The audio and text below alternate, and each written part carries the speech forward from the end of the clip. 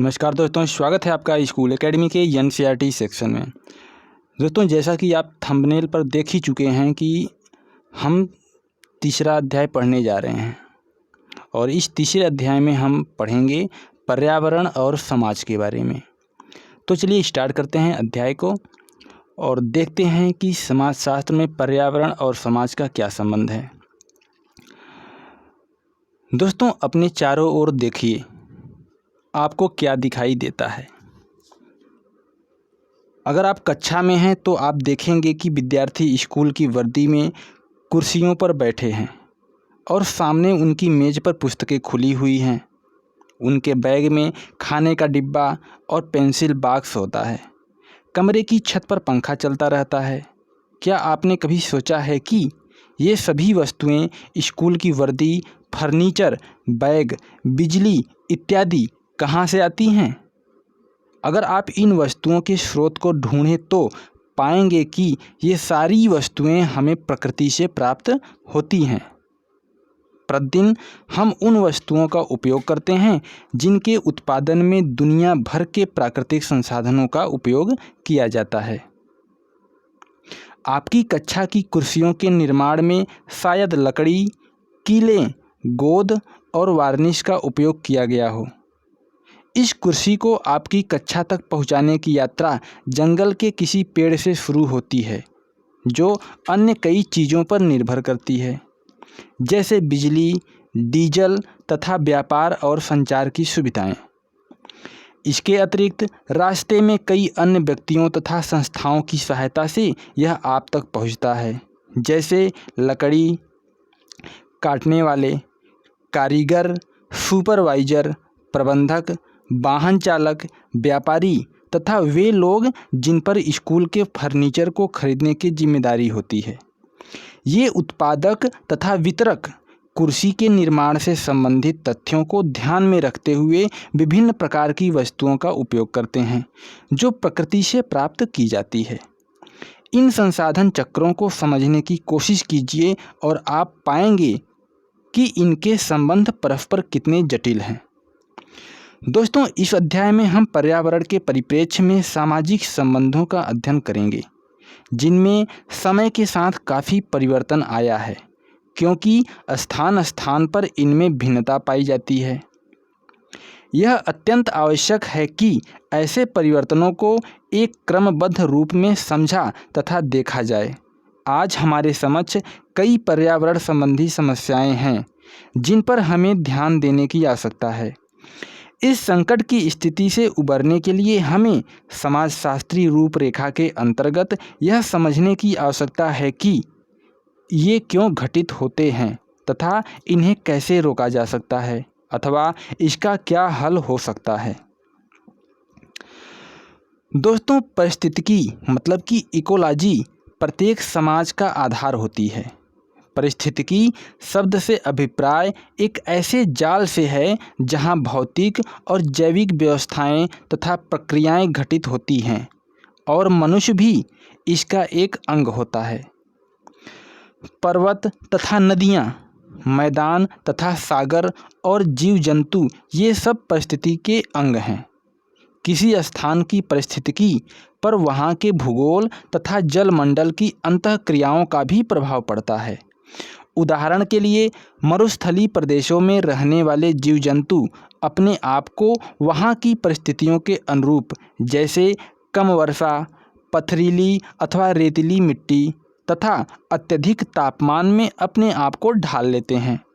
इसी प्रकार पारिस्थितिकी कारक इस बात का निर्धारण करते हैं कि किसी स्थान विशेष पर लोग कैसे रहेंगे। किंतु समय के साथ साथ मनुष्य की क्रियाओं द्वारा परिस्थितिकी में परिवर्तन आया है। अगर ध्यानपूर्वक देखें तो हम पाएंगे कि पर्यावरण के प्राकृतिक कारक जैसे अकाल या बाढ़ की स्थिति आदि की उत्पत्ति भी मानवीय हस्तक्षेप के कारण होती है। नदियों के ऊपरी क्षेत्र में जंगलों की अंधाधुंध कटाई नदियों में बाढ़ की स्थिति को और बढ़ा देती है। पर्यावरण में मनुष्य के हस्तक्षेप का एक अन्य उदाहरण विश्वव्यापी तापमान वृद्धि के कारण जलवायु में आने वाला परिवर्तन भी है।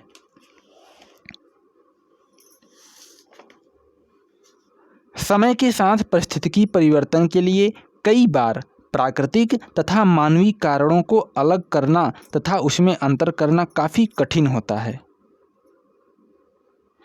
क्रियाकलाप 1 कहता है, क्या आप जानते हैं कि रिज इलाके के जंगल में पाई जाने वाली वनस्पति क्षेत्रीय नहीं है, बल्कि अंग्रेजों द्वारा लगभग सन 1915 में लगाई गई थी।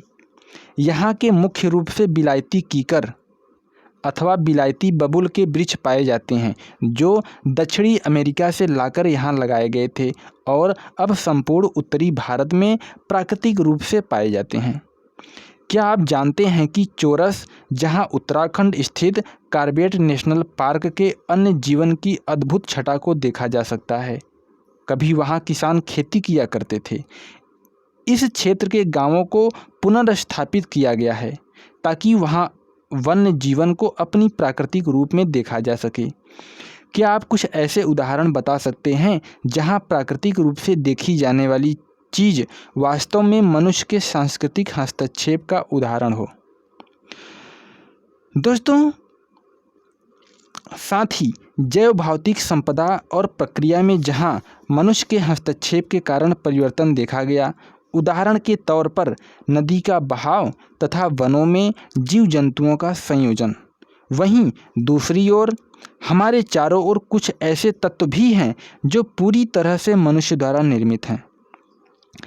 कृषि भूमि, जहाँ मिट्टी तथा पानी के बचाव के कार्य चल रहे हों, खेती और पालतू पशु, कृत्रिम खाद तथा कीटनाशक का प्रयोग, यह सब स्पष्ट रूप से मनुष्य द्वारा प्रकृति में किया गया परिवर्तन है। शहर के निर्माण में प्रयुक्त सीमेंट, ईंट, कंक्रीट, पत्थर, सीसा और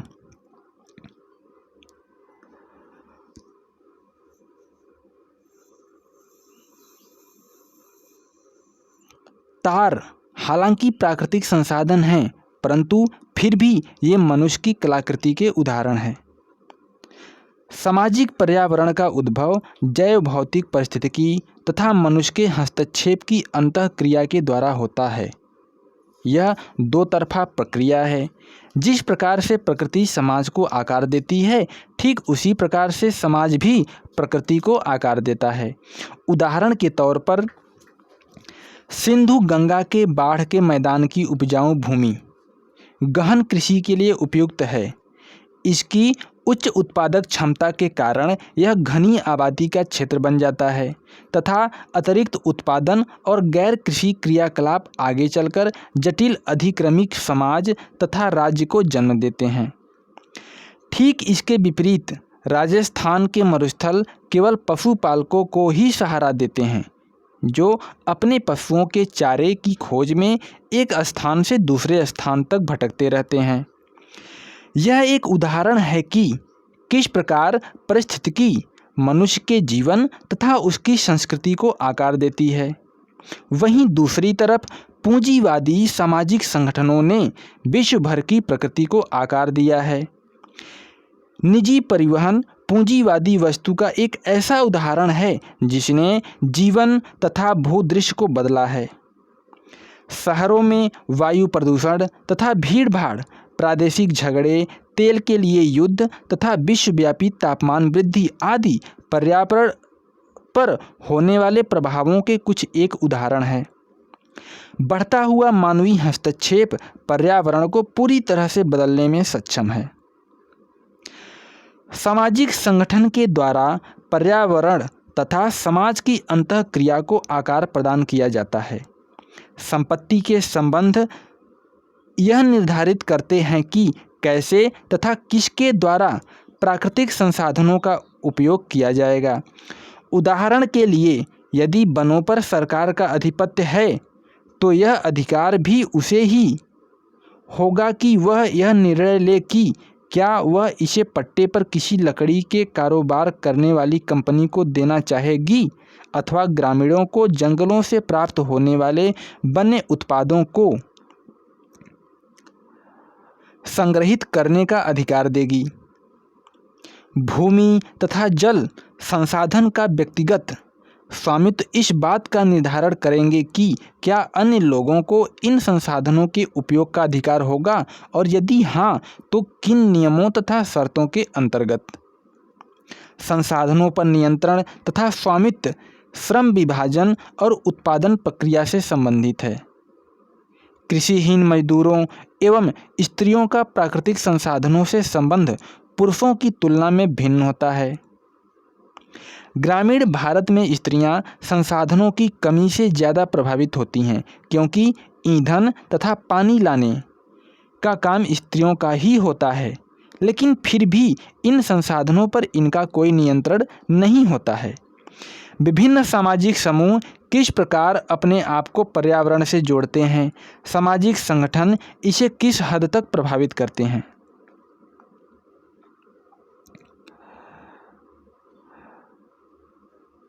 दोस्तों, सबसे पहले हम इस बात को देख लेते हैं, फिर आगे बढ़ते हैं। ब्रिटेन में औद्योगिक क्रांति के फलस्वरूप होने वाले पारिस्थितिकी परिणामों को पूरी दुनिया में महसूस किया गया।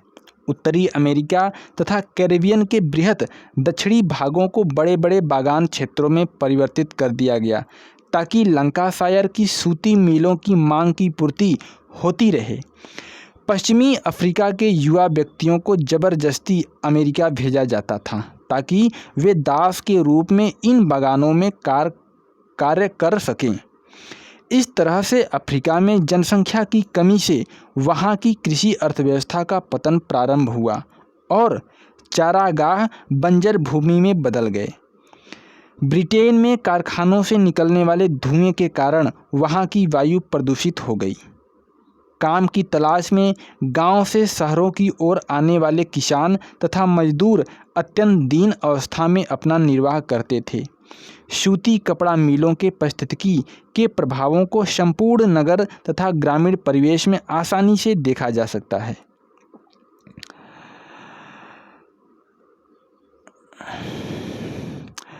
दोस्तों, पर्यावरण तथा समाज के मध्य संबंध उसके सामाजिक मूल्यों तथा प्रतिमानों के साथ ही उनके ज्ञान की व्यवस्था में भी प्रतिबिंबित होते हैं। पूंजीवादी मूल्यों ने प्रकृति के उपयोगी वस्तु होने की विचारधारा को पोषित किया है, जहां प्रकृति को एक वस्तु के रूप में परिवर्तित कर दिया गया है जिसे लाभ के लिए खरीदा या बेचा जा सकता है। उदाहरण के लिए, नदी के बहुउद्देशीय सांस्कृतिक अर्थों जैसे पारिस्थितिकी, उपयोगितावादी, धार्मिक तथा सौंदर्यपरकता के महत्व को समाप्त कर इसे मात्र एक उद्यमकर्ता के लिए पानी को हानि या लाभ की दृष्टि से बेचने का कारोबार बना दिया। समानता तथा न्याय के समाजवादी मूल्यों ने कई देशों में बड़े बड़े जमींदारों से उनकी ज़मीनों को छीन उन्हें पुनः भूमिहीन किसानों में बांट दिया। धार्मिक मूल्य धार्मिक हितों तथा विभिन्न किस्मों को संरक्षण दे सकें तथा अन्य वर्ग यह मान सकें कि उन्हें अपने हितों के लिए पर्यावरण में परिवर्तन करने का दैवी अधिकार प्राप्त है। पर्यावरण तथा समाज के संबंधों को कई भिन्न परिप्रेक्ष्यों में देखा जा सकता है। इन भिन्नताओं के अंतर्गत प्रकृति पोषण, विवाद तथा व्यक्तिगत विशेषताएं होती हैं जो परिवेशिक कारकों से प्रभावित होती हैं या आती हैं। उदाहरण के लिए, क्या व्यक्ति गरीब इसलिए होते हैं क्योंकि वे सहज रूप से कम गुणी या कम मेहनती होते हैं, अथवा उनका जन्म अच्छी परिस्थितियों में न हुआ हो या फिर उन्हें उचित मौका न मिला हो। पर्यावरण तथा समाज के बारे में सिद्धांत तथा आंकड़े उन सामाजिक परिस्थितियों से प्रभावित होते हैं जिनसे उनका प्रादुर्भाव होता है।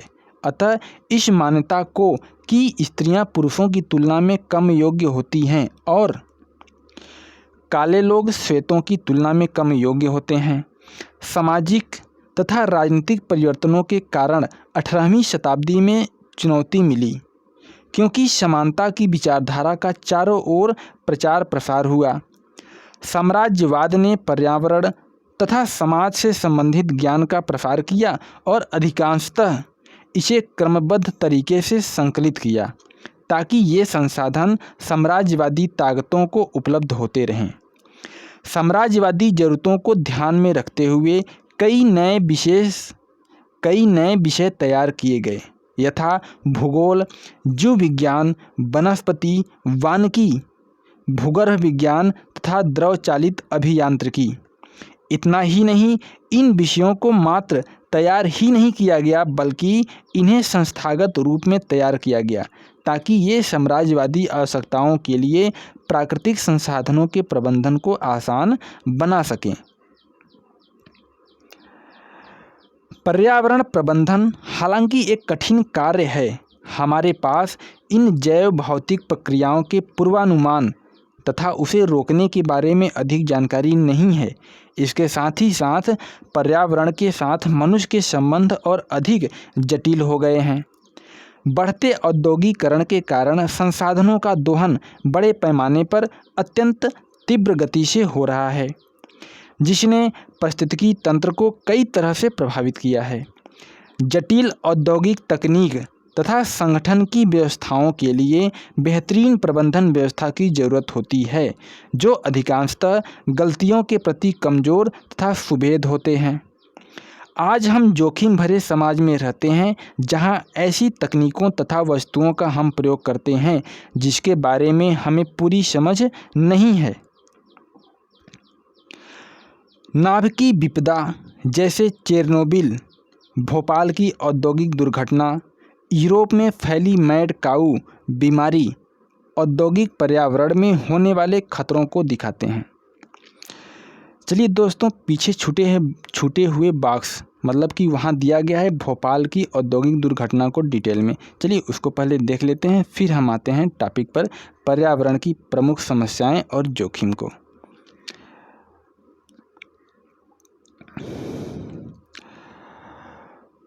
दोस्तों, 3 दिसंबर 1984 की रात भोपाल में जानलेवा गैस से 4000 लोगों की मृत्यु तथा 2 लाख व्यक्ति हमेशा के लिए अपंग हो गए। बाद में पता चला कि यह गैस मिथाइल आइसोसाइनेट मतलब कि MIC थी, जो गलती से यूनियन कार्बाइड कीटनाशक फैक्ट्री से शहर में फैली थी। विज्ञान तथा पर्यावरण केंद्र ने अपने state of India's environment the second citizens report में इस दुर्घटना के कारणों की जांच की। यूनियन कार्बाइड कंपनी का भोपाल में सन 1977 में जोरदार स्वागत किया गया, क्योंकि इसका सीधा अर्थ था भोपाल वासियों के लिए नौकरी तथा देश के लिए विदेशी मुद्रा की बचत। हरित क्रांति के कारण कीटनाशक की मांग में आई वृद्धि। MIC प्लांट प्रारंभ से ही कठिनाइयों से भरा हुआ था और कई बार वहां से गैस रिस चुकी थी तथा जिसमें इस भीषण विनाश के पहले एक गैस ऑपरेटर की मृत्यु भी हो चुकी थी। लेकिन दूसरी तरफ सरकार ने तत्परतापूर्वक इन चेतावनियों को नज़रअंदाज कर दिया, जिनमें प्रमुख था भोपाल म्यूनिसिपल कॉरपोरेशन द्वारा यूनियन कार्बाइड को 1975 में भोपाल से बाहर निकल जाने का दिया जाने वाला नोटिस। इसके बाद उस अधिकारी का स्थानांतरण हो गया तथा कंपनी ने कॉरपोरेशन को 25,000 रुपये की राशि पार्क के निर्माण हेतु दान में दी। चेतावनी आती रही। मई 1982 में यूनियन कार्बाइड कॉरपोरेशन अमेरिका के 3 कर्मचारियों ने यहां आकर इस कारखाने की सुरक्षा व्यवस्था का सर्वेक्षण कर उससे संबंधित कई महत्वपूर्ण कमियों को उजागर किया। स्थानीय साप्ताहिक पत्रिका रपट में इन तथ्यों को प्रकाशित किया गया, जिसे 1982 तक भविष्यबोधक या पैगंबरी लेख माला समझा गया। इसी दौरान कारखाने की कर्मचारी यूनियन ने केंद्रीय मंत्रियों तथा मुख्यमंत्री को इन परिस्थितियों से आगाह करते हुए पत्र लिखे। राज्य श्रम मंत्री ने विधायकों को कई बार आश्वासन दिया कि कारखाना पूरी तरह सुरक्षित है। इस दुर्घटना के केवल कुछ सप्ताह पूर्व फैक्ट्री को राज्य प्रदूषण कंट्रोल बोर्ड से पर्यावरण निकासी प्रपत्र प्रदान किया गया था। केंद्र सरकार ने राज्य सरकार को इस विषय पर उनके ढुलमुल रवैये के लिए आड़े हाथों लिया था।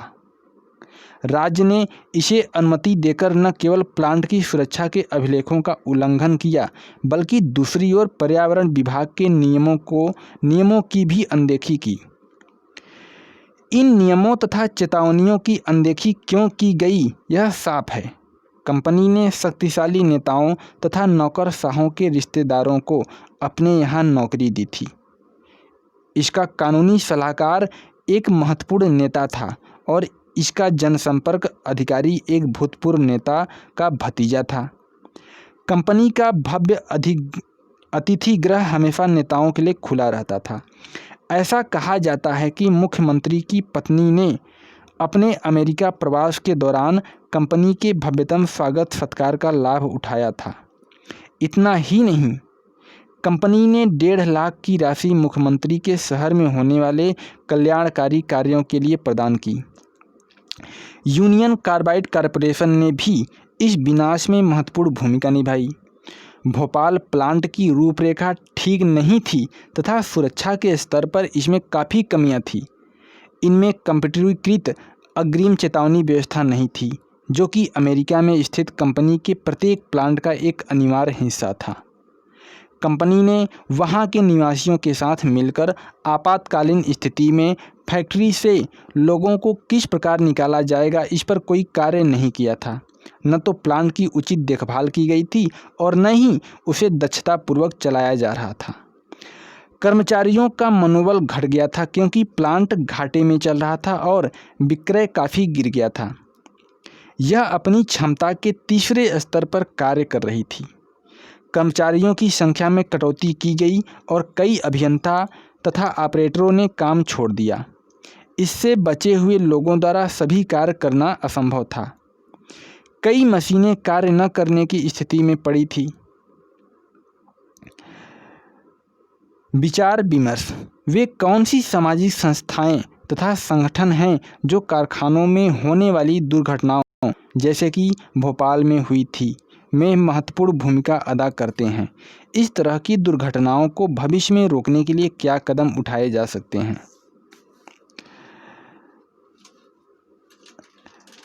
चलिए अब देखते हैं दोस्तों पर्यावरण की प्रमुख समस्याएं और उनमें निहित जोखिम को। वैसे तो पर्यावरण से संबंधित समस्याएं प्रत्येक देश तथा परिप्रेक्ष्य में बदलती रहती हैं, लेकिन निम्नलिखित समस्याएं ऐसी हैं जिन्हें सार्वभौमिक रूप से स्वीकार किया गया है। ये हैं संसाधनों की छीड़ता, मतलब कि कमी।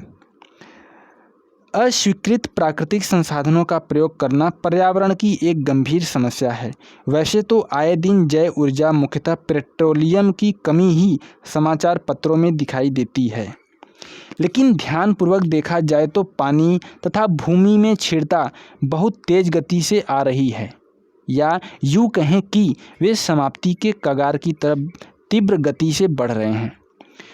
भूजल के स्तर में लगातार कमी वैसे तो पूरे भारत में है, परंतु मुख्य रूप से पंजाब, हरियाणा और उत्तर प्रदेश में स्पष्ट देखी जा सकती है, जहां पानी हजारों लाखों साल से लगातार जमा होता रहा है। कुछ ही दशकों में कृषि, उद्योग तथा शहरी केंद्रों की बढ़ती मांगों के कारण खत्म होता जा रहा है। नदियों के बहाव को मोड़े जाने के कारण जल बेसिन को जो क्षति पहुंची है उसकी भरपाई नहीं हो सकती। शहरों के जलाशय भर दिए गए हैं और वहां निर्माण कार्य होने के कारण प्राकृतिक निकासी के साधनों को नष्ट किया जा रहा है। भूजल की ही तरह मृदा की ऊपरी परत का निर्माण भी हजारों सालों में होता है। यह महत्वपूर्ण कृषि संसाधन भी पर्यावरण के कुप्रबंधन जैसे भूकटाव, पानी का जमाव तथा खारेपन के कारण नष्ट होते जा रहे हैं। भवन निर्माण के लिए ईंटों का उत्पादन भी मृदा की ऊपरी सतह के नाश के लिए जिम्मेदार है। जैविक विविधता वाले आवास जैसे जंगल, घास के मैदान और आर्द्र भूमि आदि अन्य मुख्य संसाधन हैं जो बढ़ती कृषि के भूमि के कारण समाप्ति के कगार पर खड़े हैं। हालांकि विश्व के विभिन्न हिस्सों में भारत सहित कुछ वनोरोपण किए गए हैं, जिसके कारण हाल के कुछ दशकों में वनस्पति के स्तर में बढ़ोतरी हुई है, लेकिन फिर भी रुझान नुकसान की ओर ही है। इन आवासों की बढ़ती कमी कई वन्य जीवों की किस्मों के लिए खतरा है। आपने हाल ही में सुना होगा कि इतने सख्त कानूनों तथा इतने बड़े अभयारण्यों के बावजूद बाघों की जनसंख्या में गिरावट आई है। चलिए अब देखते हैं प्रदूषण के बारे में। दोस्तों, ग्रामीण तथा शहरी इलाकों में वायु प्रदूषण एक मुख्य समस्या मानी जा रही है, जिससे श्वास तथा सेहत संबंधी दूसरी बीमारियां तथा मृत्यु भी हो सकती है। वायु प्रदूषण के मुख्य स्रोत हैं उद्योगों तथा वाहनों से निकलने वाली जहरीली गैसें तथा घरेलू उपयोग के लिए लकड़ी तथा कोयले का प्रयोग। हम सभी ने वाहनों तथा उद्योगों से होने वाले प्रदूषण के बारे में सुना है और चिमनियों तथा कार की पाइप से निकलते हुए धुएं की तस्वीरें भी देखी हैं, लेकिन हम कभी यह महसूस नहीं कर पाते कि खाना बनाने वाला ईंधन भी आंतरिक प्रदूषण का स्रोत है। यह विशेषकर ग्रामीण घरों के लिए सच साबित होता है, जहां खाना बनाने के लिए हरी भरी लकड़ियों का प्रयोग, अनुपयुक्त चूल्हे तथा हवा के निष्कासन की अव्यवस्था इत्यादि ग्रामीण महिलाओं की सेहत पर बुरा असर डालते हैं। विश्व स्वास्थ्य संगठन की रिपोर्ट के अनुसार 2012 में करीब 70 लाख लोगों की मृत्यु का कारण वायु प्रदूषण था। पिछले अनुमान की तुलना में यह आंकड़ा दोगुना है और इस बात की पुष्टि करता है कि वायु प्रदूषण अब दुनिया का एकमात्र पर्यावरण संबंधी स्वास्थ्य जोखिम है। वायु प्रदूषण को कम करने से लाखों लोगों का जीवन बचाया जा सकता है। इसने वैज्ञानिकों को व्यापक जनसांख्यिकी फैलाव से स्वास्थ्य संबंधी जोखिमों का अधिक विस्तृत विश्लेषण करने में सक्षम बनाया, जिसमें अब ग्रामीण और नगरीय क्षेत्रों को भी शामिल किया गया है। 2012 में 33 लाख लोगों की मृत्यु आंतरिक वायु प्रदूषण और 26 लाख लोगों की मृत्यु बाह्य वायु प्रदूषण से हुई। जल प्रदूषण भी एक सोचनीय विषय है, जिसने न केवल भूमि बल्कि भूमिगत जल को भी प्रभावित किया है। जल प्रदूषण के मुख्य स्रोत न केवल घरेलू नालियों और फैक्ट्री से निकलने वाले पदार्थ हैं, बल्कि खेतों से निकलने वाला जल भी है, जिसमें बड़ी मात्रा में कृत्रिम खाद तथा कीटनाशकों का इस्तेमाल किया जाता है। विशेषकर नदियों तथा जलाशयों का प्रदूषण इसकी मुख्य समस्या है। शहर ध्वनि प्रदूषण से भी ग्रसित है और कई शहरों में यह मामला न्यायालयीय आदेशों के अधीन है। इसके स्रोतों में धार्मिक तथा सामाजिक अवसरों पर उपयोग किए जाने वाले लाउड स्पीकर, राजनीतिक प्रचार, वाहनों के हॉर्न और यातायात तथा निर्माण उद्योग आदि हैं। चलिए अब देखते हैं कि वैश्विक तापमान वृद्धि मतलब कि ग्लोबल वार्मिंग के बारे में। दोस्तों, पृथ्वी द्वारा छोड़ी गई कुछ प्रमुख गैसें जैसे कि कार्बन डाइऑक्साइड, मीथेन तथा अन्य गैसें सूर्य की रोशनी को रोककर तथा उसे वापस वायुमंडल में न जाने देकर ग्रीन हाउस प्रभाव का निर्माण करती हैं। इससे विश्व के तापमान में परिवर्तन होने के कारण ध्रुवों के हिम की परतें पिघल रही हैं, जिसके कारण समुद्र तल की ऊंचाई बढ़ती जा रही है। इससे समुद्रों के किनारों पर स्थित प्रदेश जल में निमग्न हो जाएंगे तथा पारिस्थितिकी संतुलन पर भी असर पड़ेगा। ग्लोबल वार्मिंग के परिणाम स्वरूप जलवायु में उतार चढ़ाव तथा अनियमितता का प्रभाव पूरी दुनिया में देखा जा सकेगा। चीन तथा भारत पूरी दुनिया में सबसे अधिक कार्बन तथा ग्रीन हाउस से निकलने वाली गैसों में योगदान देने वाले देश हैं। चलिए अब देखते हैं जेनेटिकली मॉडिफाइड ऑर्गेनिज्म मतलब कि जीएमओ। दोस्तों, वैज्ञानिक जीन स्पेलिंग मतलब कि जीन स्पेलिंग की नई तकनीकों के द्वारा एक प्रकार के गुणों को दूसरे प्रकार में डालते हैं ताकि बेहतरीन गुणों से भरपूर वस्तु का निर्माण किया जा सके। उदाहरण के तौर पर बैसिलस के जीन को कपास की प्रजातियों में डाला गया ताकि एक मुख्य कीटाणु बालवर्म का उस पर कोई असर न हो। जेनेटिक मॉडिफिकेशन का उपयोग कम समय में पैदावार अथवा फसल का आकार तथा उनकी समय सीमा को बढ़ाने के लिए भी किया जा सकता है। हालांकि हमें लंबे समय में इससे होने वाले प्रभाव की बहुत ही कम जानकारी है कि ऐसा भोजन खाने वालों तथा पारिस्थितिकी व्यवस्था पर इसका क्या असर पड़ सकता है। कृषि उद्योग में जेनेटिक मॉडिफिकेशन के प्रयोग द्वारा किसान उर्वरक बीजों के निर्माण एवं उनके पुनः उपयोग से बच सकते हैं और साथ ही साथ उन्हें इस बात की गारंटी भी मिल सकती है कि वे उनकी गुणवत्ता को बनाए रखेंगे ताकि किसान उन बीजों पर निर्भर रह सकें। चलिए अब देखते हैं प्राकृतिक तथा मानव निर्मित पर्यावरण विनाश। यह अपने आप पूर्ण रूपेण समझा जा सकने वाला कारण है। 1984 में भोपाल आपदा, जिसमें यूनियन कार्बाइड फैक्ट्री से गैस रिसने के कारण 4000 व्यक्तियों की मृत्यु और 2004 का सुनामी मानव निर्मित पर्यावरण आपदा के उदाहरण हैं। पर्यावरण की समस्याएं सामाजिक समस्याएं क्यों हैं, ये अगला टॉपिक है। इसके बारे में हम अगले वीडियो में देखेंगे और इस वीडियो में इतना ही दोस्तों। नमस्कार।